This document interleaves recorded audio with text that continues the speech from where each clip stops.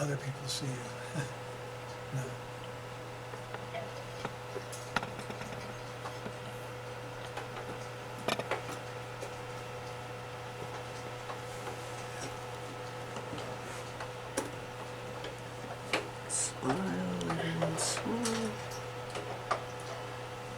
Well, we've got quite a few viewers out on YouTube. Got space It's off actually names slowly right. growing. Yeah, Yeah. yeah. Scander comes to mind, but he's been a returning student. Okay, the topic today is to continue our discussion of orbits, mostly the orbits inside the Earth, the sophomore physics Earth, and that particular harmonic oscillator that is isotropic, that is, it doesn't matter what direction you go in the perfect model, has a symmetry that makes it possible to do a lot of things that are neat and connect with the quantum mechanics and stuff that you guys are going to be learning and will be touching on in this course. But I want to make the connection with a number of ways of doing the geometry of this. The first thing we're going to talk about involves some fairly complicated ways of dealing that we needed for later, but I call this the clock dynamics, the phasors. I want to show that using our animations, and then you'll have it to experiment with to get your mind to be receptive of the phase space, which is so important in classical mechanics, but then boy, it's really important in quantum mechanics. So that's a doorway that we're going to be going through fairly soon here. Chapter 12 is going to be done before Chapter 10, so we'll be getting that fairly soon. And today is a setup for the elliptical structures that require to really remember the Lagrangian was one kind of ellipse, and then perpendicular to that was the Hamiltonian. Oh, the connection between Lagrangian and Hamiltonian has a geometry that we're going to talk about today. But first, let's get some of the real mechanics of the IHO, isotropic harmonic oscillator, out of the way. And then we'll just see how far we get in doing the advanced geometry of quadratic forms. It's more of a hobby, I think, than anything else. It's just a mathematical thing, so it's not something I'm going to require you to know. I just want you to get a glimpse of it, and then maybe later on you use it for something. But the usual listing of all of the contacts is in the beginning here. And a lot of the animations I'm going to run today, you just go to this second page and click on them, and you'll get a chance to explore at your own rate of learning what they mean. And these are things that we're going to be bringing up again when we do the Unit 4 resonance analysis. And then there's more advanced stuff for all of these links. And some bizarre stuff that I've discovered that's happening right now. I think we got the this business of this really powerful laser that's just been put online. The previous slide. It was right at the bottom of the proceedings. I guess that was here. Yeah, I did get it both. Burning a hole in reality. This is the phys rev letters, actually, that you might find amusing. I do not understand anything of it yet. But it involves enormous amounts of energy. So let's just go ahead and do the review of what we talked about last time, and that was the idea that every motion that happens in sophomore physics Earth or in the IHO,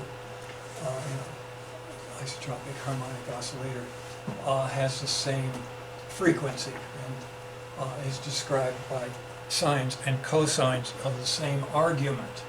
So the idea that we have here a kinetic quantity of velocity, but it could easily be p squared over 2m. And then we have also a quadratic expression for the potential. And this thing involves a single variable x that can be in any direction. That's what isotropic means. So one of the ways that you would write this if you're using shorthand that physics uses, p for momentum squared plus q for coordinate squared, is a constant. That's the actual Hamiltonian, p squared plus now a coordinate squared, one coordinate, that's all you need. So once you see something like that, once you see p squared plus x squared, if you're a clever mathematician, you say, I've got to factor that into p plus x, or x plus ip, x minus ip. That gives you a product of two operators that are the creation and destruction operators for quantum mechanics, you see. And that's what makes the symmetry, mathematically speaking, work so well there. Here, we're talking about a sum of squares, so we rescale it so that it gives 1, and that means this has to be a cosine, it has to be a sine, or of some angle. It can be reversed, but whatever. And that's what we're going to talk about, is having those two sines and cosines working at the same frequency and all of the orbits you can possibly make inside an isotropic oscillator. But here we're keeping very good track of the units and the constants that we're used to, the Hooke's law constant, the mass, and the kinetic energy are all right out in the open in all of this stuff right here. So I'm just going to jump ahead, because the basic idea is to check, once you have decided that, you can write your velocity and position as sines and cosines with a 2e over m or a 2e over k. Well, everything else follows in a very nice way. You can get all the derivatives very nicely. You can have an angular velocity in addition to the angle theta derivative. That's probably a good notation to get used to. And this is just some simple calculus that leads you to a nice expression that we're going to be using over and over again, and the same thing for the cosine. So the question is now, okay, the algebra is all under control. We really have a pretty good feeling about all of that. And then the question is, what does it look like? How does it behave? How does it actually, what's the movie look like? This is the book, now let's have the movies. That's what we're going to be doing here very shortly. Okay, and the basic idea is to use two phasors. I mentioned p plus ix and p minus ix, or x plus ip and x minus ip.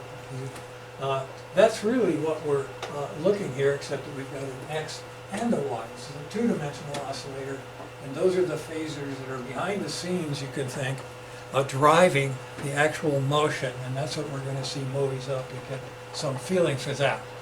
So this sets the stage for this. Let's go ahead and think. Now, be aware that what we're going to be able to do here is actually plot out an orbit in our space. Our space is x and y, of any possible initial conditions that you might set by just picking a point and then giving a velocity vector to it and let her rip, make some kind of orbit in this isotropic environment inside the Earth. And we're thinking of a neutron starlet that can tear through the Earth without feeling any essential force at all. And so we'll continue to do it for centuries inside the Earth in this weird scenario I'm giving you.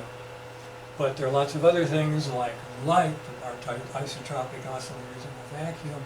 And so this is what we're really doing here is in optics called polarimetry, or polarization study. So anyway, we've got this thing up here that's like a clock. And this clock, the phase space clock, is so much a part of classical mechanics, quantum mechanics, that I can't it doesn't hurt to say it many times. The basic idea of it is that you have track here the position while you're tracking the velocity.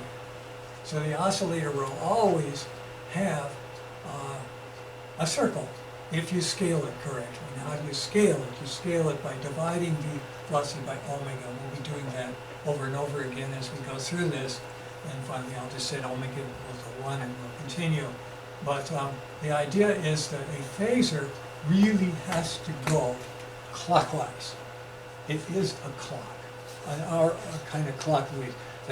The one of the clocks at the end of the board here that is a normal clock is what this is. And the reason for that is if you have the position this way and you have the velocity that way, or momentum that way, that's positive. Whenever it's positive, I have to be going that way in the position. So therefore, when I come to the top, I have to be going this way. So all the phasors have to be left-handed for normal matter. Now, antimatter is just the opposite, but we're not talking about that in this class. Okay, so that's what we've got here. We've got two phasors that go always clockwise. How you set them, though, determines whether the orbit will be left-handed or right-handed, and we'll see that by these movies. That's what you really have to do when you play with these animations that we have built over so many years of hard work. Actually, some of them are quite crude, I'll admit. This is just a picture of the thing, but all of the links here let you look at this thing in a motion picture. And I can do this on both computers, but maybe I'll leave this one alone and I'll go for that one. And I'll bring the other pictures here up to the point where they show the this picture. And I'm going to go ahead on this one down here the same way to show a more advanced picture, which we'll get to in just a minute here. But this can be seen, and I think I will just go ahead and play the movie in the center screen and let that happen. Now, what I should do first, I guess, is just run this one and see how it goes. I tried it before and it seemed to work pretty well. So here we go. The clock is at 12 o'clock here and 12 o'clock there. Just sort of, one of them is just a little bit behind the other. Okay, when this one gets to 3 o'clock, this thing is back at 2:30. Now, why do I have the clock rotated? Let's pause this thing for just a minute here so I can explain that. All of this is interface that's crude. There we go. Sorry about that. Is that working? Yeah, seems to be. Okay, so the basic idea is here's the position space, x and y. Okay, I want more than that. I want the velocity space too. In order to get that from my phasors, I have to project back from the velocity axis of the phasor to this point here. So I had to turn the x up on end for the velocity clock. But the other guy right down here, this one right here, it's all set up with the y-axis, so that's what's being projected off of that. The x-axis is projecting up to there. So normally, I didn't bother with the velocity, but here's the way you get the velocity into it too. You have a velocity space that instead of being x and y, is x and y. X up, y coming out to the left. Okay? That way I can, everything that's happening here is being projected up. And then out to there. And anything that's happening here is being projected here. That's the velocity part, very negative right now. And the position is being projected down. And right now the position is 0. Okay? So this thing is sitting right here pointing up on the y-axis, which is not 0. The y is right here. Okay? Is that cool? Well, you now know more about the unitary group 2, U2, than any mathematician I know. 'Cause this is the physics heart of that. This is the physics heart of a spin. Okay, but let's not get too far ahead. Okay, so when you play with this thing, it's really easy to, first of all, reset the time. But if you want to set any sort of initial condition that you want, I'm starting it over again here, okay? And you want to see it go a little faster, go ahead and just crank up the speed a little bit here, and you get some feeling about how this thing works. Okay, isn't that cool? If you've seen one period, you've seen them all. Right? Now at any point, I believe I can do this while it's running, change the initial conditions, say, I want to start this guy right here at 1 o'clock, leave the other one wherever it is, whole new orbit. And the lag was negative 70 or 75. It's a different. Yes, there's always going to be some angle, a time similarity. Now let's do it. Let's do one where it isn't a difference, where we don't have this. If I pause this thing and put this guy at 2 o'clock, and put this one also at 2 o'clock, and that means put it perpendicular to that one, because remember there's that little switcheroo there, and then go ahead and animate. What kind of oscillation do I get now? Okay. Well, I get a 45-degree X and Y, but they're kind of out of phase. You see, when that one's crossing there, that one's at the limit. Okay? So there's just one-dimensional harmonic motion in a particular dimension at 45 degrees. Now, as I say, every laser has a polarization that you can play with if you're a controllable laser. But that's really what this is aimed at. This is a neat way to study polarization in physics. Okay, so right now the two phasors are in phase. That is, when that passes 12, this one does too. But 12 is over here, and that one is in the place you normally expect it to be for a clock. Okay, it's just rotating. All right. So anytime I start this thing again, I'm going to pause. I'll take it right up to the top here. Anytime I want to change that, say make it less amplitude just for the heck of it, let's say I drop it back, oh maybe 22.5 degrees or so, and then let her rip again in the middle. Whenever you make them out of phase, you're going to be getting an elliptical orbit, both of the position and the velocity. Now, the way this is drawn, this ellipse, of course, it's got its x-axis up. If I were to turn it by 90 degrees, it wouldn't look very different from this one. And that we'll study in just a minute. That's pretty obvious when you go at it from an algebraic point, but I want to make a quick point of that before we get to that. Okay, so this and a lot of other programs are available to get familiar with the 2-clock IHO, isotropic harmonic oscillator. All right, let's see if there's anything else I need to say.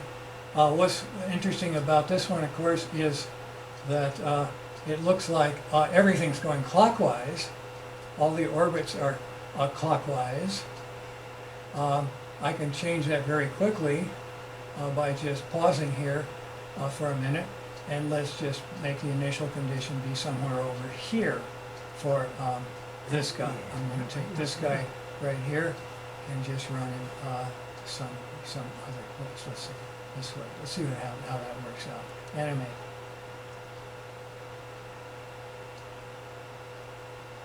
They're still clockwise. Okay, so how do I get this thing to the other way? I'm going to take this guy and put him on the other side. All right, let's see how that works. Okay, clocks are still going clockwise. The orbit isn't. That was the point I was trying to make right here. We now have a right-handed harmonic oscillator, right-handed elliptic polarization if it was an optics problem. Okay? Getting feeling for this? Okay. All right. Well, as I say, I'm not going to spend a whole lot of class time on that, but that's something, play with, get a feeling for it.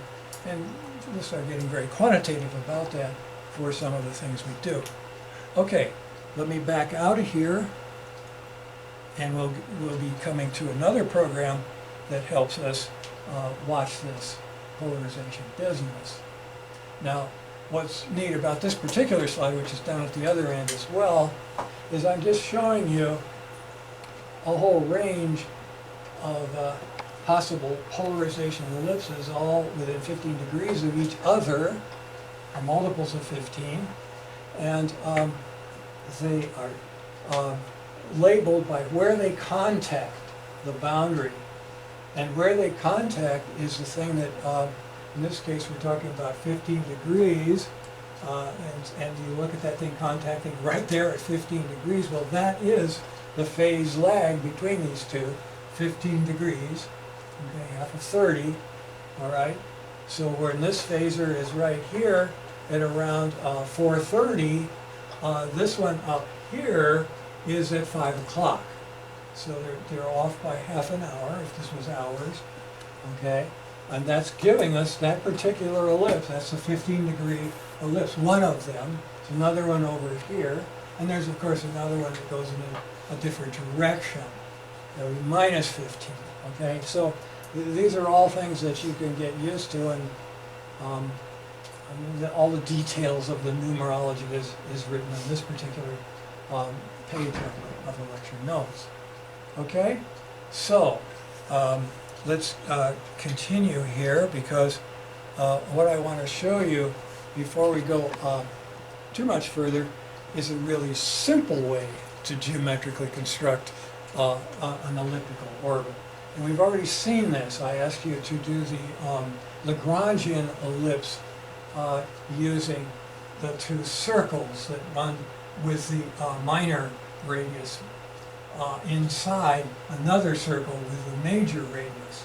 Normally A is the major radius and B is the minor, but that of course gets broken pretty easily when you're changing all of the quantities. So here all it's doing is saying the way to construct these is draw these two circles that represent A and B, and then pick a time. That means pick an angle omega t for the oscillator, okay, that's going to be making an orbit, and we're about to draw it here by simply looking with a zigzag construction. We go zig and zag again to do this. Basically, I just go a vertical line down until I cross a horizontal line that goes through the other contact point. So there's two contact points, and you just have to find the heel of the shoe, and on a piece of graph paper you don't need to draw any lines at all. You just look to see what line you're on that goes across the line that's above it, and put a dot, and that's your orbit at that particular time, omega t, you see. So this is a simplified version of what we'll study later as Kepler's mean anomaly line, which he developed for Coulomb orbits, the orbits outside of the Earth. Okay, and it's a construction quite similar to this, but also extremely different, and a bit more complicated algebraically, and we won't be getting to that one till Unit 5. Sorry, there's some things that just get put off in this course for too long. But you can always go ahead and look at that. It's there available. But anyway, that's now giving us the radius as a function of omega times time, the phasor angle is the driver for this. Okay, so this is a heck of a lot simpler than that, but it isn't giving you the velocity. We got to talk about that, and we'll talk about it in a algebraic way fairly shortly here. Okay, I'm going to back out of the animation because we're going to have other animations that are more interesting here. Let's see if I can get this thing to respond here. It seems to be that we're already in, this is just a picture of a simulation. We're ready to go ahead here. Okay, there's the thing that we're talking about here, showing you the steps, just like this one does, but also the orbit in this case, we could imagine a particle going through a tunnel that would be tracking the one that was going on an ellipse above and below it. This is the neutron starlet tracking a subway in the Earth. Now, we're going to have a lot of problems in this class that involve another fantasy, and that was building subways through a perfect asteroid. Can't do it through the Earth, but maybe in sometime somebody settles on an asteroid and you can drill a tunnel through it, and you can drill tunnels in many different directions. And assuming the asteroid is isotropic in density, you will have isotropic oscillators. So let's go ahead here and now look at the calculus of what we've already done. So if you hate geometry, and you shouldn't, it's beautiful and you've got to get used to it. But if you love calculus, here's your chance. This is where we shift gears, okay, and we try to make sense out of what we've just said using calculus. And the radius vector r sub x and r sub y, well, that's x and y, big deal. What we know they are is an a cosine omega t and a b sine of omega t from the Kepler construction. And we'll just call that cosine phi. Phi is the mean anomaly angle using Kepler's fluid language. Okay, so here's a particular place. There's a little shoe with the corner of the heel, okay, corresponding to a particular point on the orbit, and the position vector r of t is very obviously displayed in this case. I'm getting ready to go around the orbit in either direction, but we've got a positive a, b, and phi, so it's going to be going the usual right-handed way that you would normally like things to be if you're conservative, I guess. Anyway, the velocity, easy to calculate. All I have to do is take the derivative of this thing here. Big deal. Cosine is minus sine. Oh, but an omega pops up. Sine gives cosine. Omega pops up. Okay. So, let's set omega equal 1 so we don't have to write it over and over again. That's scalable. It's going to be constant, so we'll do that. So what we get is a, and this minus sine is cosine of phi plus pi over 2. This mean anomaly has been rotated by pi over 2 to give us the velocity vector. So we just draw a new vector, looks like this one, at right angles to this thing. Wherever it intersects the ellipse, right, there's another shoe, but the shoe's sort of pointing up in the air now. Okay, that's the velocity right there, divided by omega. Okay. And we're going to set omega equal 1, so we need to say that over and over again. So there you go. That's the first derivative. Okay, the thing we call rate or velocity. Okay. All right. What's the next one?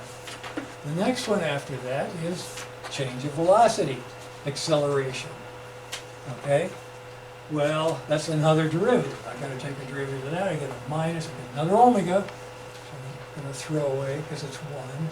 And I got this thing right here. It's going to give me 2 minus. 2 minus is here, and another omega squared. And this cosine changes to sine now. So there's your first derivative of a vector v. Our notation, most common in this course, whenever we're doing a bunch of these things, is put one dot over whatever variable it is. Or two dots if it's a double derivative. Okay? That's the shorthand you have to get used to. When we do coordinate derivatives, very often, if we use this, I think the standard, it's not mine, I see this everywhere, I would put a prime for a single derivative with respect to, say, x, and two primes for double, and so forth. Okay? We're halfway now.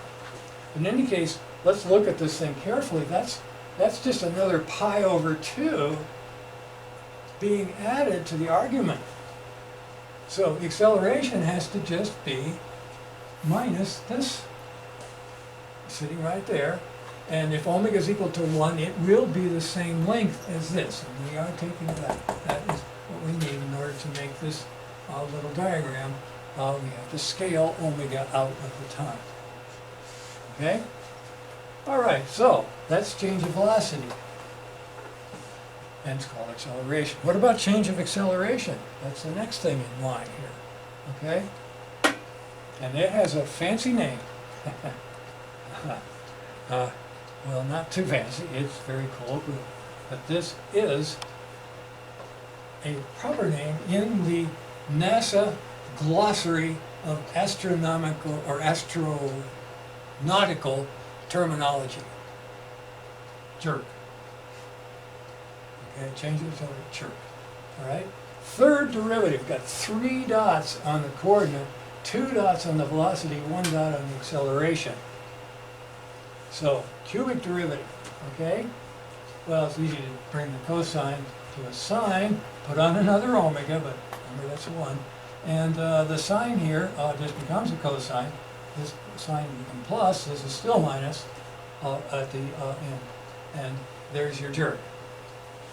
Okay? So all we've done is take the same shoe and just go around flipping it every other time to give us what is the end of the row for this. Now you say, oh, but what's change of jerk?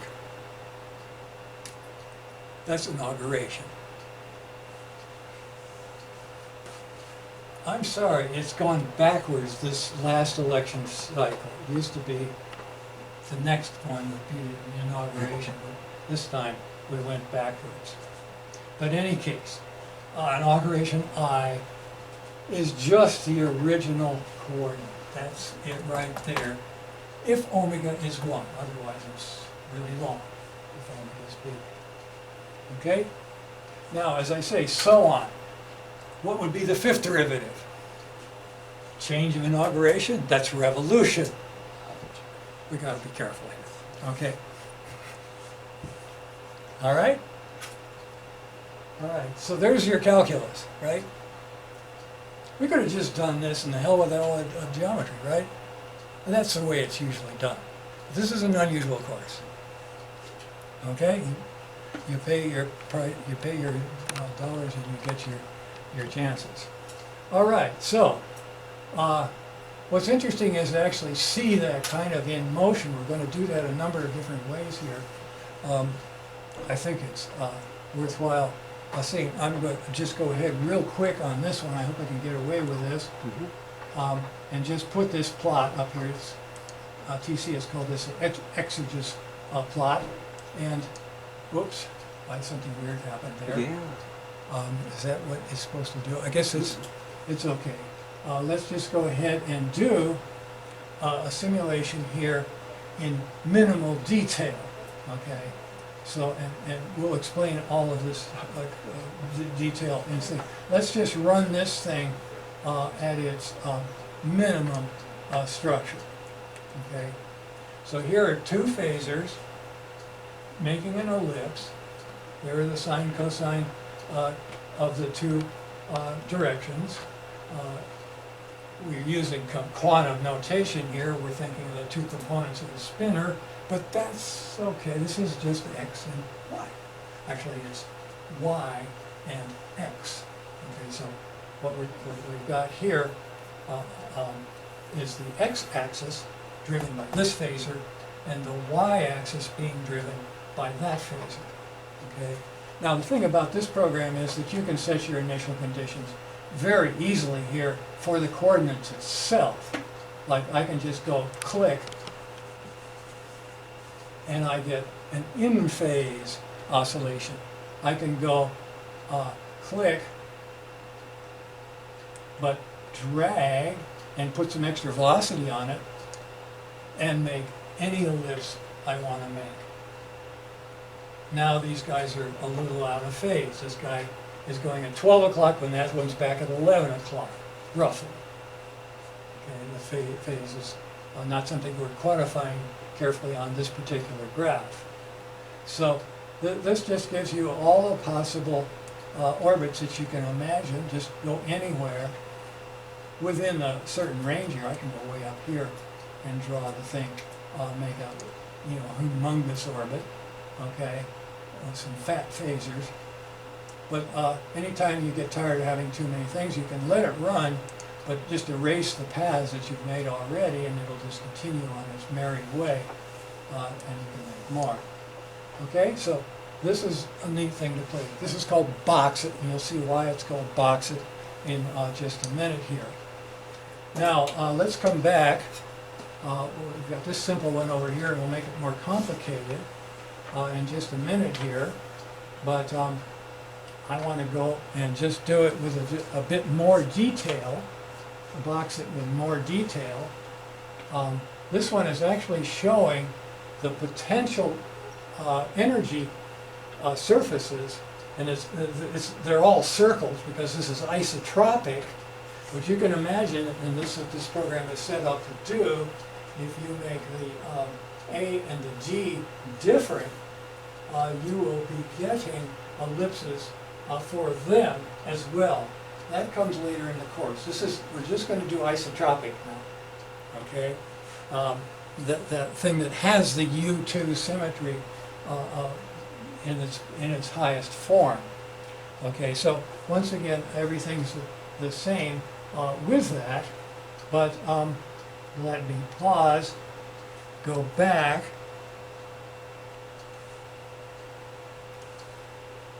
and let's do still more detail. And this will give you some feeling for what it is that we're actually dealing with as far as geometry and physics. The thing that's happening there, and I should probably show pictures of that thing standing still just to get you upright. So let me take this one back to the lecture.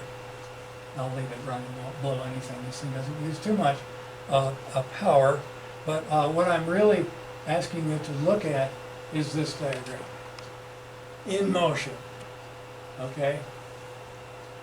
So we've got all four calculus quantities, position, velocity, acceleration, and jerk, going around the merry-go-round and flexing their muscles, so to speak, as they go. Now, every time you change this thing, for instance, if I go and put my little cursor here to make an ellipse that's, say off in this direction, give it a little extra velocity, right? And maybe even bring it down a little bit and let her rip.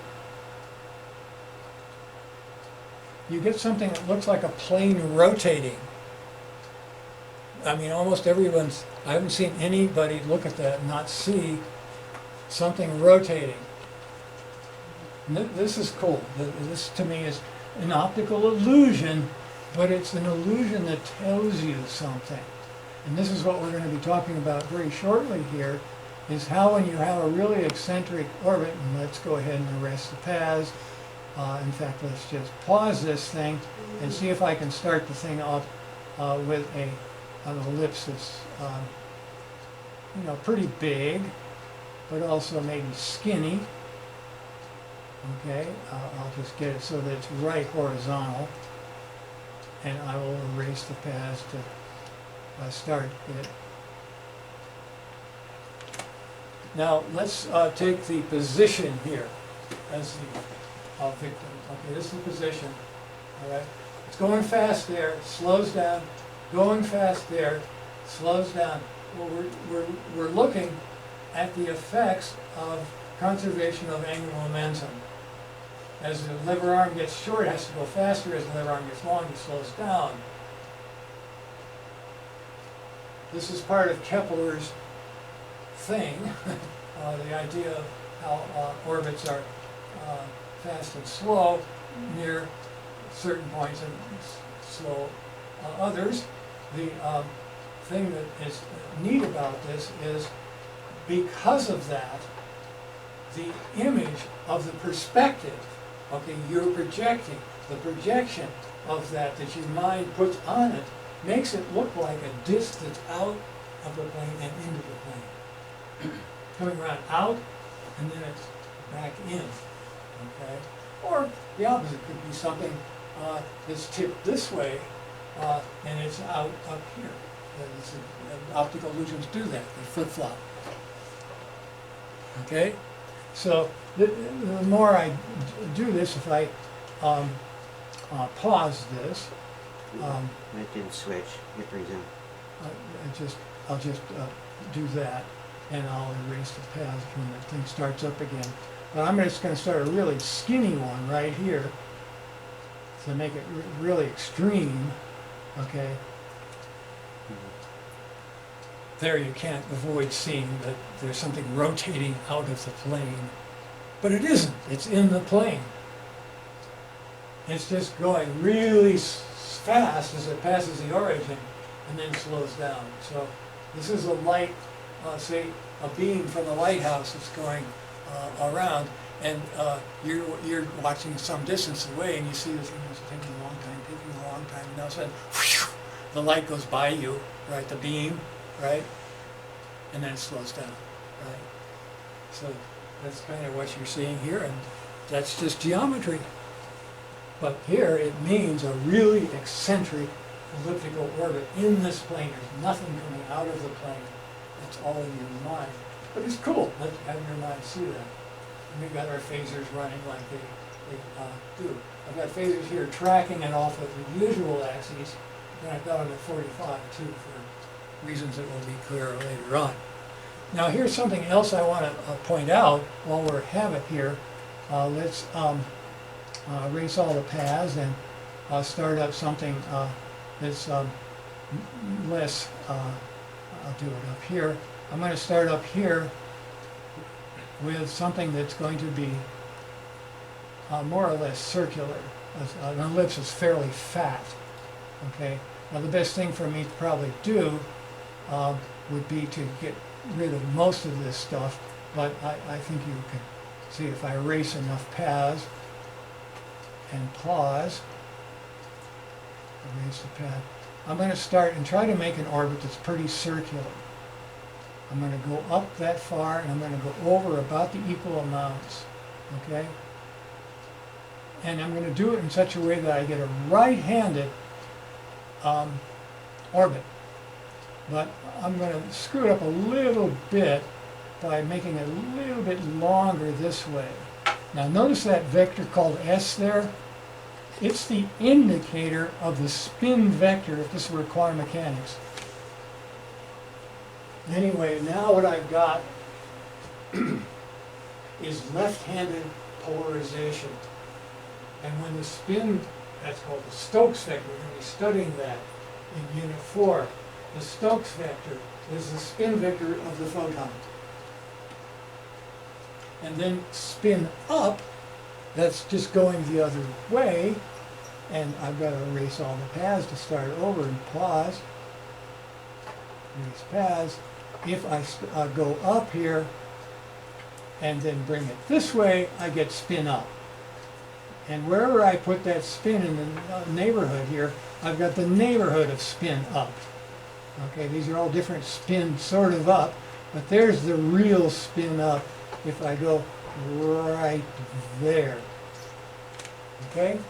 Okay, so that's just to give you a little bit of a heads up of what's coming, but also make sure you see that this playing around here with ellipses and circles and clocks and all that kind of stuff is giving you an insight into two-level quantum mechanics.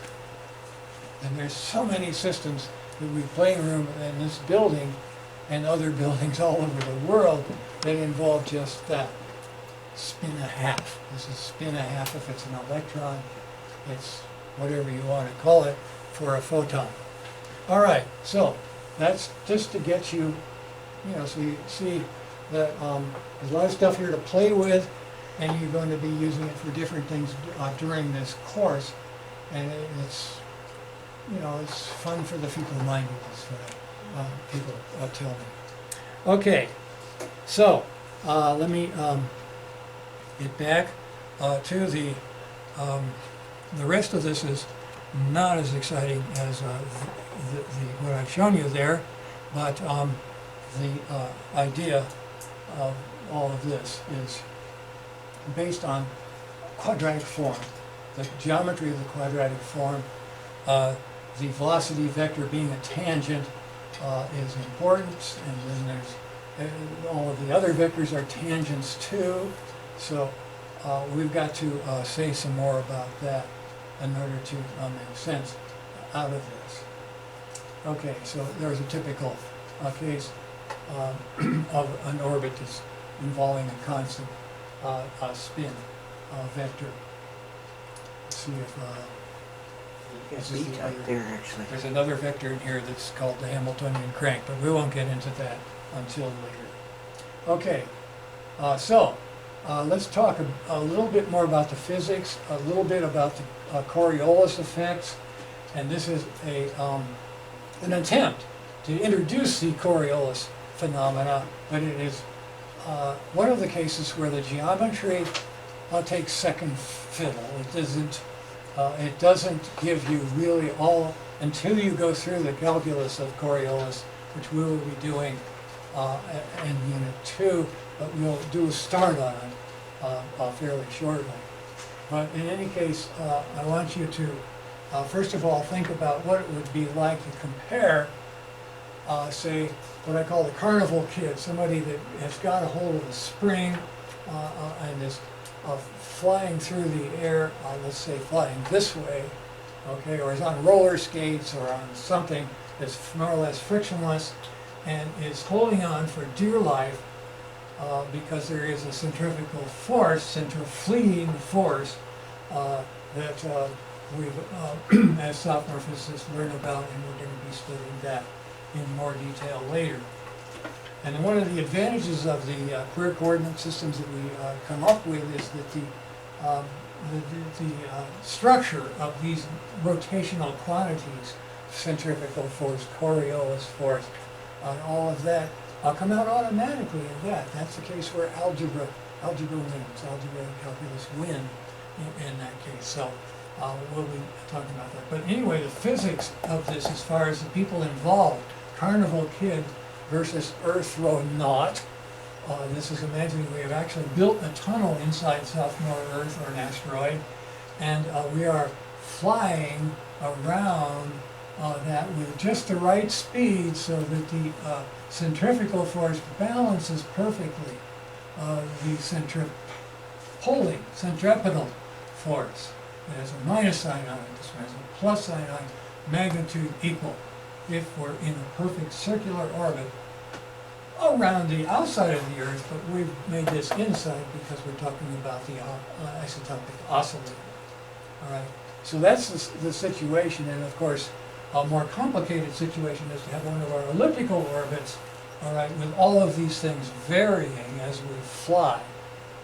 In any case, this one is neat because it's great because I'm weightless, I'm Earth or not. Very happy just floating as I go whizzing about, right? And of course we have some people right upstairs now, the space station, that just floating around, right? Going 19,000 miles per hour, right? But it's just floating along, right? Wouldn't you like to do that? I mean, space is really dangerous, but we've made it pretty safe. It's really amazing. We've made progress. Anyway, the question is, what's the difference between mass gaining speed as it falls? You start out at the apogee of an orbit, ap for up, they call it the apogee if you want, okay? And this is the aphelion, the up radius, okay? And you fall to there, okay? But from there, you rise, right? And you're back up to the same altitude you were over there in the isotropic oscillator. Now that's not the Coulomb. We'll talk about Coulomb a little bit later, but this is the oscillator. The oscillator has no ellipse, just like the the outside orbit does, but this orbit is symmetric with respect to the center.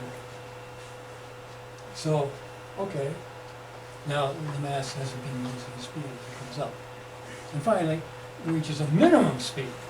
And there's the maximum speed right there. So we were seeing all of that on our simulations. Okay, now here's the tricky one. This is the one that's really makes your head spin. This is the one that gives us our hurricanes and tornadoes and all kinds of nasty stuff. But it's pretty simple if you just imagine that instead of going on the tunnel that is in the angular direction, we go up and down the radius as we're rotating. So we've got a big velocity here, and we've got a little mass, maybe it's you, on a car, okay, and you scoot upward. If you give yourself a kick and move upward, okay, you're going to be moving from a region that has a high velocity this way to a region that has a low velocity. So you're going to have to get rid of some of your velocity. Okay, so in order to hold you in that track, the mathematician force holding you on the track would be this way. With the physicist force, where the M wants to go is where it was going because this thing was rotating this way. All right, so that's what that thing's supposed to. So if there's a constraint force, which the mathematician, I'm calling him red like I did before, keeps in a radial slot, okay, that's what you're going to be dealing with here. So the question is, how do you calculate all that and how do you deal with it? Here's just the opposite. As you come back out again, you've got to get up to speed around this thing, you see. So the Coriolis force, the mathematician's one, is going to be doing this, and you're going to eventually get up to speed because this is where you want to go. If you were going this way, you would, if somebody would take your constraint away, you would immediately curl off in that direction. To take the constraint away here, this constraint, you would curl off that way. All right? So that's really the only cogent thing that I'm going to be saying about the centrifugal force. But you can draw a diagram like this that has a Coriolis here, velocity here, centrifugal there, total inertial force here is made out of those two. That's asking a little too much of you right now to make sense out of that. And we'll try to do that later on. Okay, when you get close to here, it really looks weird. It's reaching your apogee again. What's the opposite of apogee? Perigee. Right. So we got two perigees, two apogees in IHO orbits. Coulomb orbits only have one of each. Okay, we'll be making that point later on. All right. Okay, I think I've said enough here. As I say, it's a little confusing, but this is going to be done much more elegantly in chapter 12. And then we take it big time, 6, but by then we're pretty close to the end of the term. All right, let's see now. We're going to sort of zip through this pretty quickly here. This is just to get you used to some of the quantities, the physical quantities. Angular momentum being the primary one, but also force and other things. The basic idea here is also to introduce conservation laws. These are Kepler's laws that apply to the IHO just as well as they do the orbits he was so preoccupied by, which are the orbits of planets, including ours. So the idea, I think, if you want to put some geometry on this, is to simply draw a parallelogram, basically, made out of R and V. And what I'd like to write that velocity as some function that varies with the distance. That is, this velocity will be pretty fast here as you go by the perigee, and then it's going to be slowing down somewhat as you go by the apogee. And the ratio that expresses that is that A here, in other words, basically the velocity will be proportional to A omega here, and it'll be more like B omega here, and then it does it once again on the loci. So when we get done putting all of this together with the idea of an area of a triangle being a cross product, that's something else that we'll take up, as the geometry of the cross product is really very deep, but it is simple if you take complex variables to be your aid. We'll be doing that soon. Anyway, here's the position, here's the velocity as we've already written it down, and we put those together to make a thing that's called the angular momentum, which is being conserved here. So this area of that triangle is constant. That's what's really cool about this thing. After you put these two together, they cancel, and you just get R cross B being the product of A and B times the angular velocity. I think that's a neat relation. And then you throw the mass on, and you've got angular momentum. So this little area here is representing a kind of action, angular momentum. That's good. Here's the other idea. This is a simple way to express the cross product as a sine of the angle between the two vectors. As I said, we're going to make sense of that more later on. But here's Kepler's most famous law, again, now applied to the oscillator, IHO oscillator. Equal area swept in equal time interval. How do we get a thing like that? Okay. Well, the area is R cross dr, not a differential area. Okay. And what we're having to do is put a 1/2 on that, because we're doing, triangle that has that. Just one part of the R and the dr, and I go ahead and integrate that with respect to time. So I got R cross dr dt. It's R cross v. Oh, R cross v. What is that? But the angular momentum, okay, with an m there. So what? Just using this. Okay, L equal m times ab omega. So it's just an integral of time. That means it's whatever time you've accrued up to that point. So that means that you can express the total orbit time in terms of angular momentum very, very nicely. Okay, so in one period, area swept is this angular momentum times t. That turns out to be ab times pi for our ellipse. All right, so that's cool. I think that takes into account everything we need here for the IHO as far as formulas go. Now, we have written down these things. We've written down basic ideas of frequency. These are back in last lecture. Okay, we went through that pretty quickly. Well, here's a chance if we put the right constants into this thing.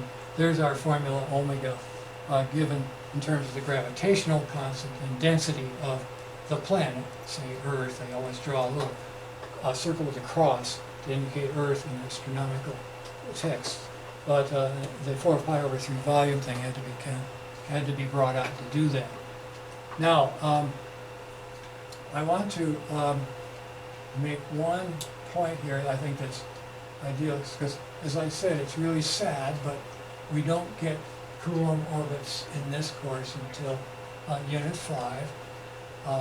I'm going to just go ahead and take the stuff that we derive in Unit 5, which is a lot harder to derive than this, and put it right down, just so you can compare them, just for the sake of comparison. So this is the one that we just made for the IHO, but for the Coulomb, the outside of the sophomore physics Earth, we will be dealing with something that's the inverse square root of A times B, with the G constant and the mass of the, whatever it is, that's holding this orbit. And the angular momentum, again conserved, and the angular momentum that we just figured out here, which is m times the product of A, and then the constants for the isotropic guy. Then the Coulomb one is sort of similar to this in that it just has the extra L tacked on, so to speak. With the mass on this, the mass on that, and you've got the comparison for that. Now, equal area swept by a radius vector in each equal time interval. That's very definitely what we've got here. In one period, we get that for, and this is true, you see, for any totally radial force law, not just the two extremes of symmetry. The two extremes being Coulomb, 1 over r, and then r squared, okay, for potential, right? So that's where we stand right at this point. This is a general thing. It just depends on the angular momentum and then on the size of the orbit for our isotropic oscillator. But here is what it looks like comparing these two. Okay, once again, there's this inverse square root of A and B, not just the product of A and B. But, okay, those are things that we're going to grapple with. This is something we'll grapple with later on. All right, let's bring this up to speed here. And got a couple of things here that are worth mentioning, okay? And that is, and this is what's kind of interesting about this right here, involving the, yeah, we cancel those ABs. What I get here is a time that does not care about your size of orbit. Okay? This one does, but only the A, not the B. B is not figured in that. So this is something to look forward to. How does that come about for the Coulomb, the outside orbit? Just a function of A to the 3/2 power, literally 2 pi times A to 3/2 power divided by constant. Okay, that's kind of neat. All right, now this is another way to look at Kepler's laws. I'm going to go fairly quickly through this and make sure we don't run too much overtime today. Here, I'm putting down something about the energy. It's really easy to figure that out for this. It's not so easy with the Coulomb orbit. But anyway, it's back to sines and cosines squaring up here. And I'm just reading off our results that we got for the velocity in those diagrams, and then of course position, which is cosine sine. This is minus sine cosine. So you stick those guys in there, and minus sign doesn't hurt you, but you've got sine and cosine to put together. Well, it's kind of neat because we've got the MA squared, omega squared here, okay, and we can find another, let's see, we've got these two right here, and I think you can get a B squared times sine squared plus cosine squared, the same thing for the A squared, and all of them have an unknown squared, that's the K, Hooke's frequency law there. And so the energy then turns out to be hypotenuse of A and B squared. That's kind of a neat result, okay? And let's go ahead on this one, just to have a comparison.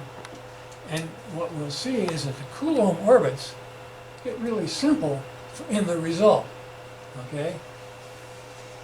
If you look at what the energy is for a Coulomb orbit, it's very unlike this. This one depends on both the A and the B.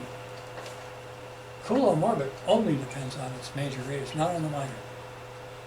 And this carries out into quantum mechanics of the atomic orbitals. Very important. Okay, so that's something worth remembering, even though you don't quite understand. As I say, we do Coulomb later, but you can always go ahead and peek at it. Now the rest of this is weird. I admit, it's a hobby. Quadratic forms. Used to love them. Now I'm neutral.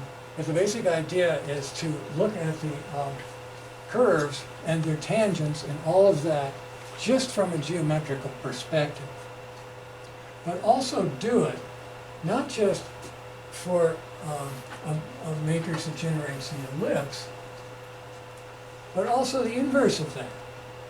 Now, the reason I'm doing this is just because the Lagrangian and Hamiltonian are kind of inverses of each other. So it makes sense to explore this for physical reasons. But we're going to be calling this the dual ellipse. And the reason duality, when I'm thinking of duality here, I'm really thinking of the duality of the Ket vectors and the Bra vectors. That's a piece of mathematics that's really quite puzzling. Quantum mechanics books just skirt over that without even blinking an eye. Shouldn't. It's one of sort of the thing, and this is the anti-thing. So it's one of those kind of really deep problems that involves mathematics and physics together with lots of thinking. So I want to ellipse and inverse ellipse make a point of that in a geometrical way. So what I'm doing here is I'm just saying that one of the ways you can talk about these two ellipses, one of them is the one we're already used to that generates that thing there with an A and a B, and then an opposite one which is just turned perpendicular to it with the B right here and the A there. So how do you get a thing like that? What does it take to make that? And basically you just draw the ellipses the way I have it, and you just use the Kepler construction twice. Okay, one construction makes it using the shoe here with a heel, giving us our usual orbit position, and then P here I claim is I'm defining it as the Q operation opposite to this. So let's see if I can get this all in one place here. Now we do pick very special scale factors in order to make all this happen, but the basic idea here is the plot of P rescaled by something that's a product of A and B, so that you can put them right on top of each other and have it be that the R dot P at any point here, as I move this thing over here, this one moves up to there, always the product of those two is constant. So that's the kind of duality where Bra and Ket scale, keep a constant scalar product. But the basic duality norm relations are things that are kind of pretty. It's a neat thing. This is the, let me go ahead on this one. This is the Q, which is the inverse of the matrix that makes the this ellipse, which has got has got inverse A squared and B squared over X squared and Y squared. Then the P vector that you get by applying that, okay, this thing right here gives you the other ellipse vector. That's this vector right here. So for every vector here, there's another one there, gotten by operation Q. This is the Q thing. Obviously, that has an inverse. A and B are non-zero. If they are, the whole thing collapses.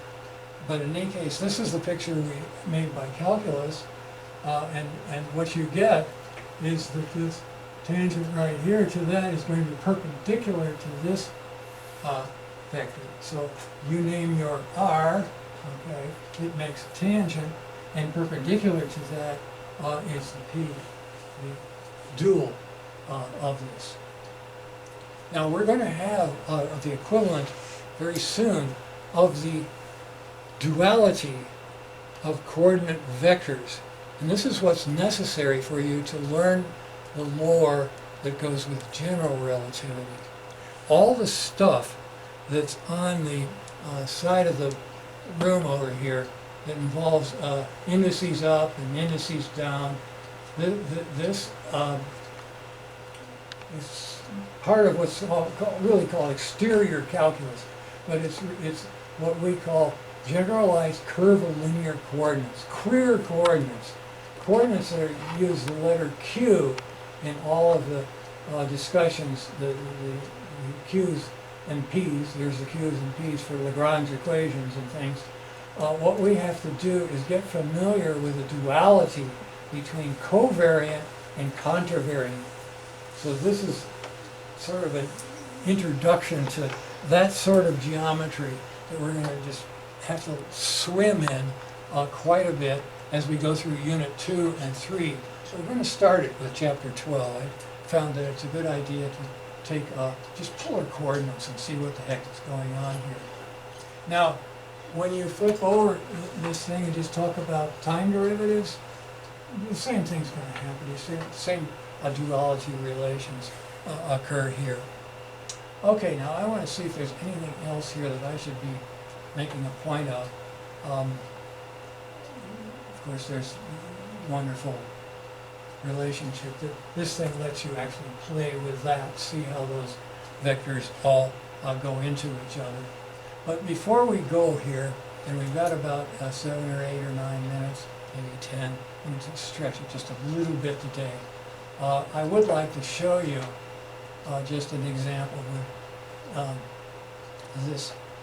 I'm particularly interested in something that's the square root of the matrix, that square root of the Q matrix.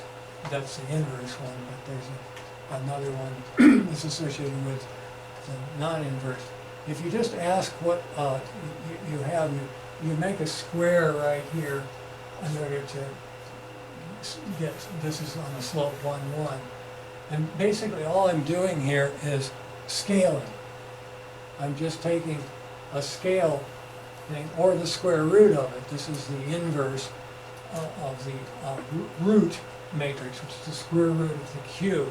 The Q is just, remember, 1 over a squared and 1 over b squared. Okay, so the effect of this matrix, this nice diagonal matrix, just simply scales both x and y differently. All right, this one scales them not by the square, but by the square root of that, which is 1 over a and 1 over b. So that's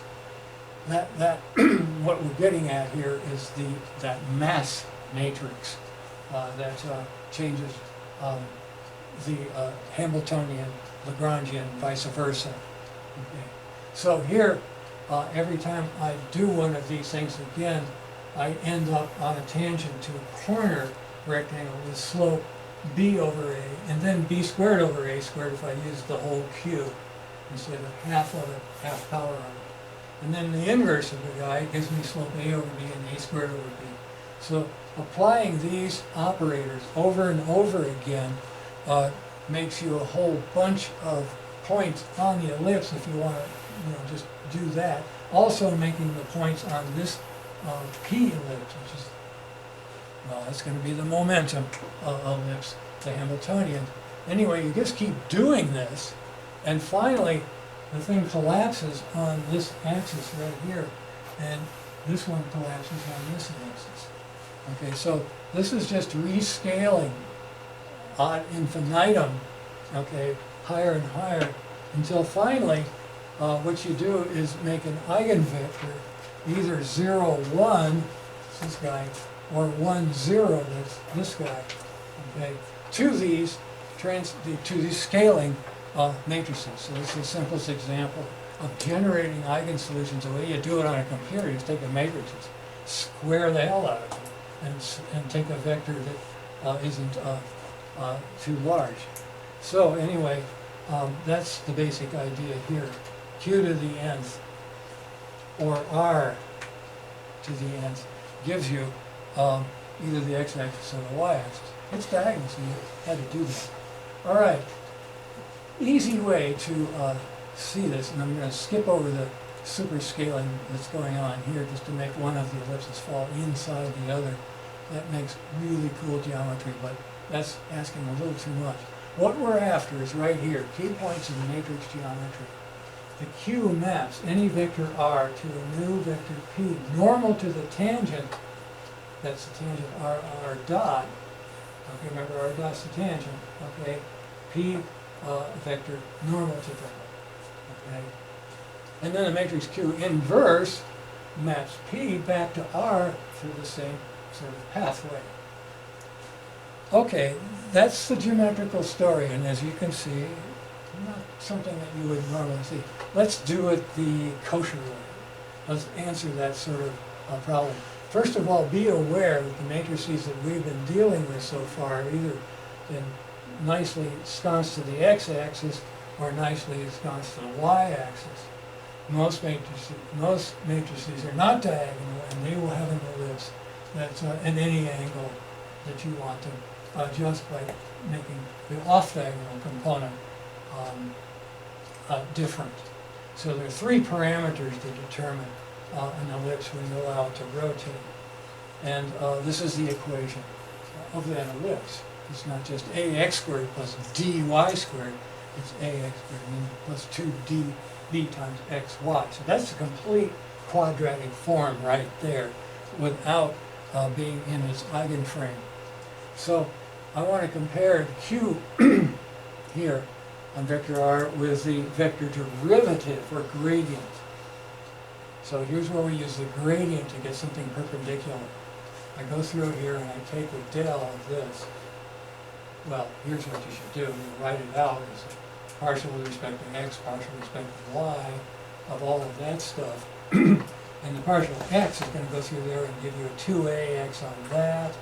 It's going to give you a 2by on that. It's not going to give you anything to that because y is constant for partial x. But for partial y, now x is constant, so I get something from there and something from there, so I get this. Well, that's just the matrix multiplying x and y. So it's giving me q dot r. So there's the calculus way to do all that funny stuff that we're doing with tangents and things. Okay, so really important piece of mechanics, particularly when it comes time to do rotations. This is very much a part of the tensor analysis there. Okay, well, I think the rest of this is just more of the same sort of geometry now, looking at it, knowing that you can get this sort of thing. The question is, where is this headed? And I'd already said this. It's headed to these two guys, Lagrangian and Hamiltonian. Now they're only two-dimensional. Okay, we're only talking about two particles when we're doing the bouncing. Okay, and then we got fancy with this problem that you have to do today. I hope you had some luck with that. But in any case, these are the two extremes, the Hamiltonian and the Lagrangian. And the Q operators, this thing right here, okay, Q operator is just a mass matrix. But the square root of the mass matrix is important because it gives us this. It circles the square, or whatever you want to call, making things symmetric. So you start doing some very fancy quantum mechanics. Okay, I don't think I need to do too much pointing out here. I used to give a lot more problems on the geometry of this than I'm going to do now. But this is what we're getting into in chapter 12. This is right out of chapter 12, figure 12, 2. Okay, here's the stuff that's at the end of the lecture with all kinds of things that are pretty much the same as last lecture. interesting things to look up. I think that's it. I wish you luck on this terrible weekend that's coming up. I think you know what it is. Motorcycles. We're going to be deluged with people that, I remember when I was a kid, I used to put cards on my bicycle, so when right? Well, they do that. They fart much more loud, about 150 decibel farts is what you're going to be hearing. Yeah, you'll feel it in your teeth. They come rumbling by. So it might be a good idea to get some cotton and put them in your ears. There's no Coulomb this week because of that. The worst part about the football game weekends is the fact that you can't park.